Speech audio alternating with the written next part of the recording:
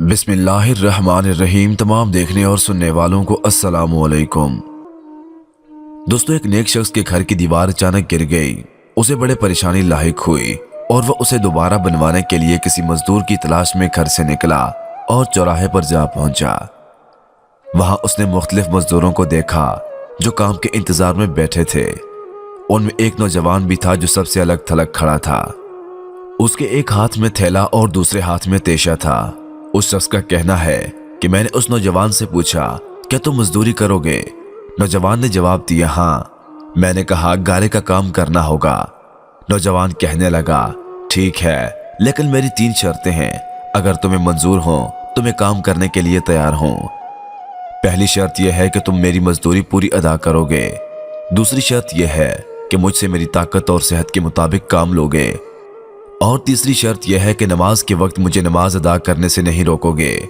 मैंने ये तीनों शर्तें कबूल कर लीं और उसे साथ लेकर घर आ गया, जहां मैंने उसे काम बताया और किसी जरूरी काम से बाहर चला गया। जब मैं शाम के वक्त वापस आया तो देखा कि उसने आम मजदूरों से 2 गुना काम किया हुआ था। मैंने बखुशी उसकी उजरत अदा की और वो चला गया। दूसरे दिन मैं उस नौजवान की तलाश में दोबारा उस चौराहे पर गया, लेकिन वो मुझे नजर नहीं आया। मैंने दूसरे मजदूरों से उसके बारे में दरियाफ्त किया तो उन्होंने बताया कि वो हफ्ते में सिर्फ 1 दिन मजदूरी करता है। ये सुनकर मैं समझ गया कि वो आम मजदूर नहीं। मैंने उनसे उसका पता मालूम किया और उस जगह पर जा पहुंचा तो देखा कि वो नौजवान जमीन पर लेटा हुआ था और उसे सख्त बुखार था। मैंने उससे कहा, मेरे भाई, तू यहाँ अजनबी है, तन्हा है और फिर बीमार भी है। अगर पसंद करो तो मेरे साथ मेरे घर चलो और मुझे अपनी खिदमत का मौका दो। ये सुनते ही उसने इनकार कर दिया, लेकिन मेरे मुसलसल इसरार पर मान गया। लेकिन एक शर्त रखी कि वह मुझसे खाने की कोई शय नहीं लेगा। मैंने उसकी ये शर्त मंजूर कर ली और उसे अपने घर ले आया। वो 3 दिन मेरे घर क़याम पज़ीर रहा, लेकिन उसने ना तो किसी चीज का मुतालबा किया और ना ही कोई चीज लेकर खाई।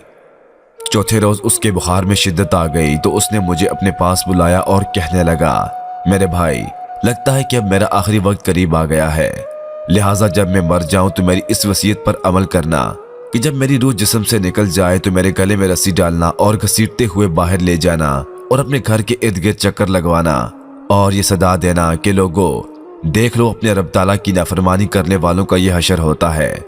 शायद इस तरह मेरा रब अज़्वजल मुझे माफ कर दे। जब तुम मुझे गुस्ल दे चुको तो मुझे इन्हीं कपड़ों में दफन कर देना।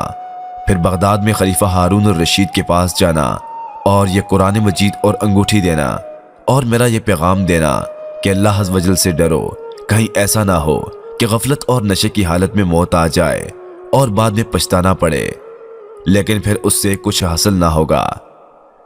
वो नौजवान मुझे ये वसीयत करने के बाद इंतकाल कर गया। मैं उसकी मौत के बाद काफी देर तक आंसू बहाता रहा और गमज़दा रहा। फिर ना चाहते हुए भी मैंने उसकी वसीयत पूरी करने के लिए एक रस्सी ली और उसकी गर्दन में डालने का कसद किया तो कमरे के एक कोने से निदा आई कि इसके गले में रस्सी मत डालना, क्या अल्लाह ताला के औलिया से ऐसा सलूक किया जाता है? ये आवाज सुनकर मेरे बदन पर कपकपी तारी हो गई।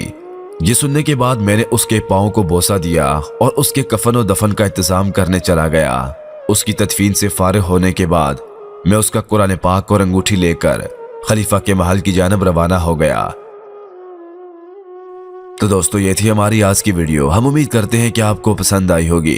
वीडियो पसंद आने की सूरत में इस वीडियो को लाइक करना और अपने दोस्त अहबाब के साथ शेयर करना मत भूलिएगा। मिलते हैं किसी अच्छी और खूबसूरत सी वीडियो के साथ, तब तक के लिए अल्लाह पाक आप सबका हामी व नासिर। वस्सलाम।